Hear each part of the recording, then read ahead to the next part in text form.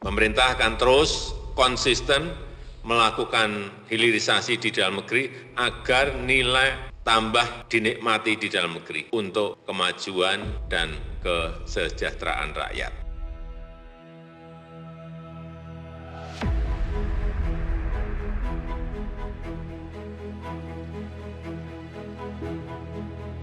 Industrialisasi boksit di dalam negeri ini kita perkirakan pendapatan negara akan meningkat dari 21 triliun rupiah menjadi sekitar kurang lebih 62 triliun rupiah.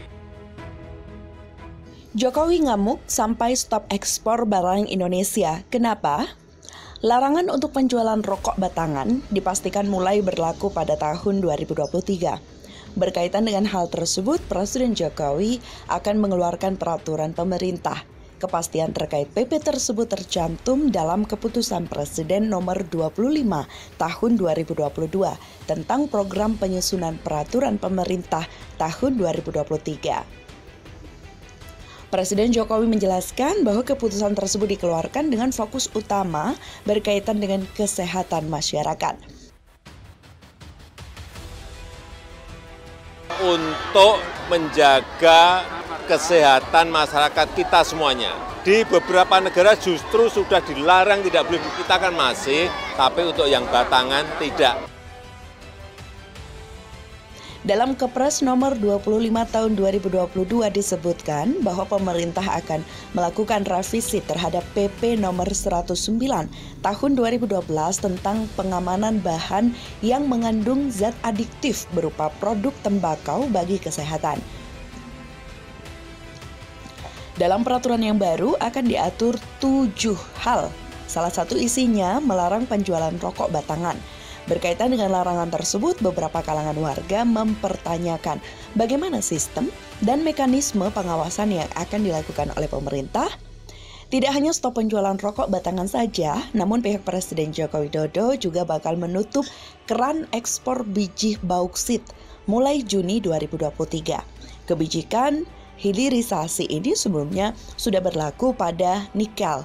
Terkait ini Indonesia diseret di World Trade Organization atau WTO atas gugatan larangan ekspor nikel. Indonesia kalah dalam gugatan dan Jokowi memerintahkan banding.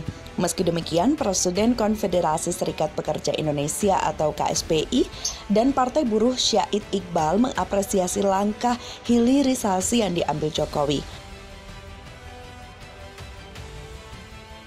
Industrialisasi boksit di dalam negeri ini kita perkirakan pendapatan negara akan meningkat dari 21 triliun rupiah menjadi sekitar kurang lebih 62 triliun rupiah.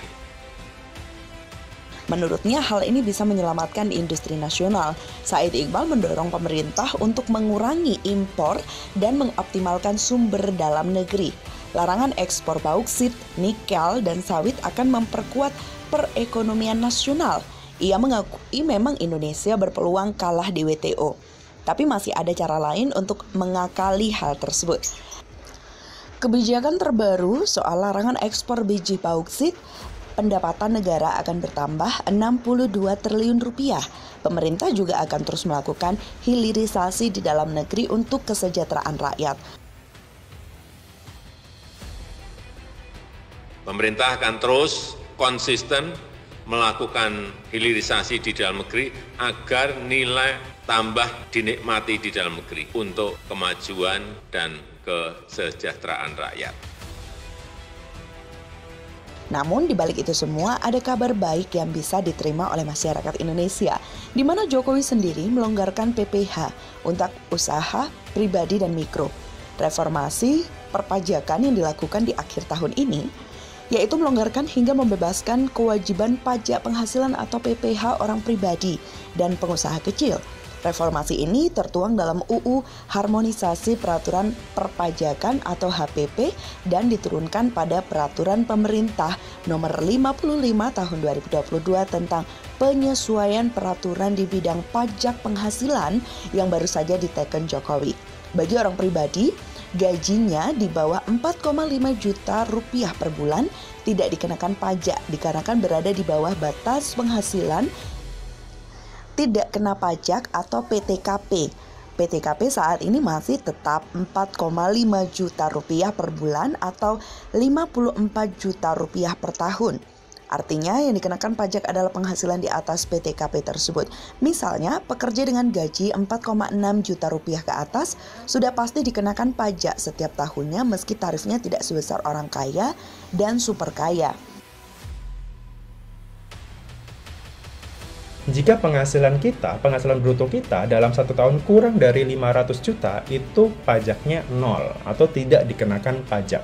Jadi baru misalkan, omsetnya 600 nih, maka selisihnya tadi yang dikenakan pajak. Sebelumnya pelaku UMKM individu semua dikenakan pajak karena tidak ada pengaturan batas omset yang dikenakan pajak. Misalnya penghasilan per tahun hanya 50 juta rupiah atau bahkan 100 juta rupiah per tahun tetap dikenakan PPh final 0,5%. Namun dengan adanya aturan terbaru yakni UU tentang harmonisasi peraturan perpajakan yang baru saja disahkan pekan lalu dalam rapat paripurna DPR RI, para UMKM individu hanya perlu membayar pajak jika omset per tahun di atas 500 juta rupiah.